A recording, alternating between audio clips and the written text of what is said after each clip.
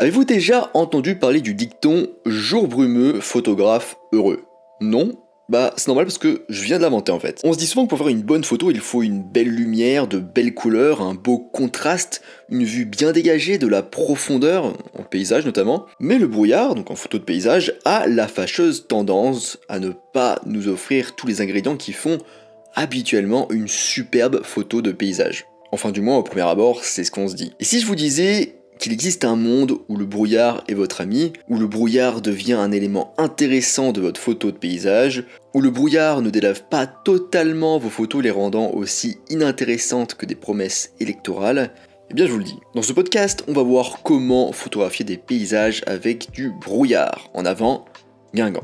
Avant de commencer, je vous rappelle que sur mon site photomaniac.fr, vous pouvez retrouver ma formation gratuite sur les bases de la photo. Je vous invite du coup à vous y rendre et à vous inscrire. Alors premier point, le matériel pour la photo de brouillard. On aura besoin notamment d'un filtre UV, donc c'est mieux, c'est pas forcément obligatoire, pour protéger votre lentille, donc la lentille frontale de votre objectif, et essuyer en fait sans apport de la rayon. En fait, essuyer la condensation qui pourrait s'y mettre, ou les gouttelettes qui pourraient s'y mettre, du coup essuyer un petit peu sauvagement, mais du coup c'est protégé, donc on a moins peur, on a moins de risque d'abîmer quoi que ce soit avec un filtre UV. Ensuite un filtre polarisant, donc la brume et le brouillard sont réfléchissants, et les filtres polarisants aident à réduire les reflets. Ensuite un trépied, donc c'est bien plus confortable pour expérimenter, et notamment des temps de pause un peu longs, qui vont nous être bien utiles. Ensuite, des équipements pour le temps humide, donc de quoi essuyer votre objectif, votre appareil photo global, donc un chiffon microfibre par exemple, et un sachet plastique, mais j'y reviens un peu plus après d'ailleurs vers la fin. Pour l'objectif, un grand angle vous permet de montrer des différences de tonalité entre le premier plan et l'arrière-plan brumeux de manière progressive. Il est conseillé du coup d'utiliser un objectif plus court lorsque le brouillard est vraiment dense, cela permettra de garder vos sujets visibles.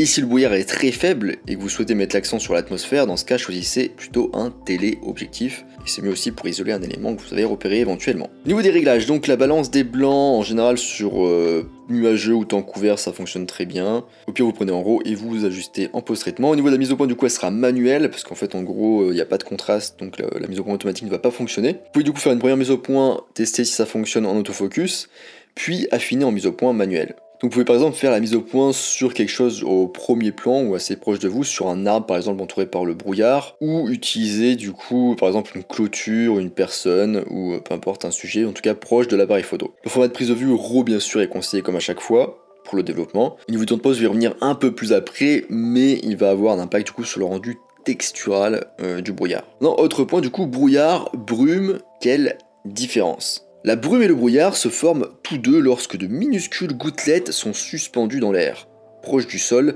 limitant ainsi la visibilité. Mais la brume limite moins la visibilité que le brouillard. Dans la brume, vous pouvez voir à plusieurs kilomètres de distance, alors que le brouillard est plus dense et peut limiter la visibilité à seulement quelques mètres. Retenez que la brume et le brouillard se comportent comme une boîte à lumière naturelle géante. Et voici du coup comment le brouillard va impacter vos photos. Donc il va globalement diffuser la lumière, donc elle sera plus douce. Il peut entraîner une distorsion de la direction et de la densité de la lumière. Vous aurez globalement peu de contraste, vos couleurs seront désaturées. Les plans étant globalement assez peu visibles, vous pouvez aussi manquer d'effet de profondeur sur votre photo. Vous aurez aussi probablement besoin de temps de pause long. Et globalement, l'air sera plus réfléchissant, ce qui va perturber votre posemètre. Il pensera du coup qu'il faut réduire l'exposition, ce qui n'est pas le cas. Maintenant, comprendre le brouillard. Alors le brouillard se forme généralement au milieu ou à la fin de la soirée et dure normalement jusqu'au lendemain matin. Des conditions brumeuses peuvent se développer n'importe où, mais le brouillard est plus courant près de la surface de l'eau et dans les zones en basse altitude,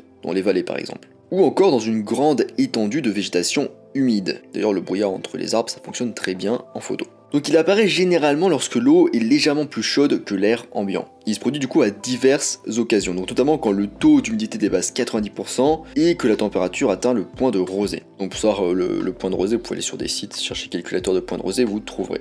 J'ai mis notamment un site sur mon article sur photomaniac.fr. Ensuite, ça peut aussi se produire du coup lors des nuits froides. Qui sont suivies d'une hausse rapide de la température matinale. Ensuite, ça peut aussi se produire quand on a des nuits froides qui sont suivies d'une hausse rapide de la température matinale. Donc généralement les matins d'automne ou de printemps. On a aussi lorsqu'on a des fortes pluies lors d'une chaude journée d'été dans les zones boisées. Et enfin quand les nuages sont très bas et qu'on a un très faible vent. Autre point du coup, se préparer. Alors oui, je sais, c'est un conseil un peu bateau, mais je le rappelle quand même. Si votre souhait est de chasser le brouillard, il va falloir un petit peu anticiper cette histoire. Généralement déjà le réveil matinal est obligatoire, Et du coup, connaître la météo, ça peut vous aider à planifier votre voyage. Il y a de nombreux sites météorologiques qui vous indiqueront du coup les endroits où l'on prévoit du brouillard. Vous pouvez aussi d'ailleurs rechercher un petit peu des photos sur Google de votre lieu cible, capturer un petit peu dans les mêmes conditions pour vous donner un petit peu une idée du rendu de la photo. Ensuite, autre point du coup, conseil pour accentuer la profondeur dans le brouillard. Alors une autre difficulté à laquelle nous devons faire face dans le brouillard, c'est la profondeur visuelle des photos. Parce que pour rappel, du coup, le brouillard il affecte le contraste, il rend globalement moins visible certains plans. Et du coup, votre photo elle peut manquer de profondeur visuellement. Du coup, un conseil, si vous voulez maintenir un sentiment de profondeur dans vos photos, c'est de vous assurer que vous avez un premier plan proche de l'appareil photo. Il peut s'agir d'une personne, d'un buisson ou d'un élément du paysage. Le fait d'avoir un objet proche de l'appareil photo garantit qu'au moins une partie de votre photo aura de bonnes couleurs et aura du contraste. Cela permet également d'accentuer l'ambiance du brouillard en arrière-plan. Il s'agit du coup d'un moyen simple d'apporter de l'intérêt à votre photo tout en soulignant la beauté du brouillard. Il y a aussi deux autres moyens de retrouver de la profondeur, c'est d'utiliser des lignes directrices d'une part et aussi d'utiliser le framing qui revient un petit peu à ajouter du premier plan. Le framing, j'en parle notamment sur mon site photomaniac.fr, n'hésitez pas à y aller. Autre point du coup, tout est une question de timing. Alors le brouillard est toujours en mouvement et changeant. Vous devez donc être prêt à bouger et à changer avec lui. Vous devez tenir compte de la texture du brouillard lorsque vous prenez des photos. Prenez votre temps pour attendre la répartition la plus intéressante du brouillard. Lorsque vous avez trouvé la texture parfaite, assurez-vous d'utiliser un temps de pause court. L'utilisation d'un temps d'exposition trop long peut lisser l'aspect du brouillard et donc faire disparaître cette belle texture que vous avez tant attendue, ce qui serait dommage.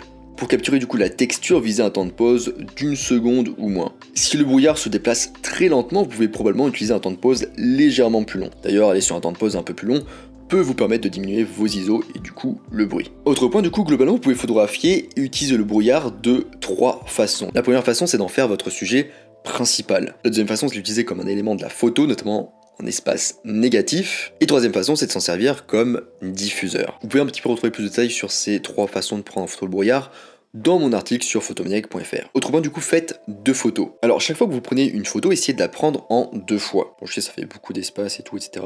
Du coup moins de possibilités, moins de cartes mémoire, mais essayez. Et du coup comparez pour voir laquelle capture le mieux l'ambiance de votre scène. Sur la première photo du coup vous allez exposer pour l'objet dominant de votre scène, et sur la seconde photo vous allez exposer pour le brouillard lui-même. Donc en gros dans la première photo vous capturez l'objet tout en perdant du coup certains détails du brouillard, et dans la seconde photo vous obtiendrez plus de détails et de textures dans le brouillard, mais vous allez perdre des détails de l'objet dominant. Et l'écran LCD n'étant pas très fiable, comme j'en ai déjà parlé, en cas de doute, gardez les deux photos, enfin en tout cas si vous le pouvez. Autre point, les routes, un bon sujet en photo de brouillard. Les routes constituent un autre type de sujet très photogénique et très accessible pour la photo de brouillard. Il suffit de repérer un beau tronçon lorsque vous conduisez, de vous arrêter, en toute sécurité bien sûr, et de prendre des photos. La visibilité limitée permet également de filtrer les éléments éloignés sur les routes.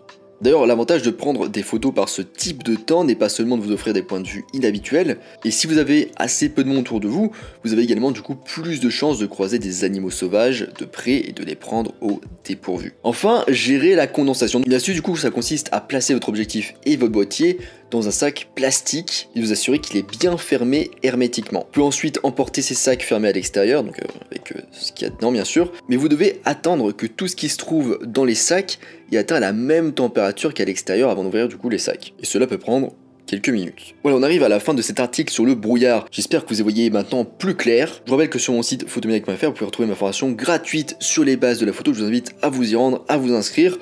Moi je vous laisse ici et je vous dis à bientôt sur les internets mondiaux.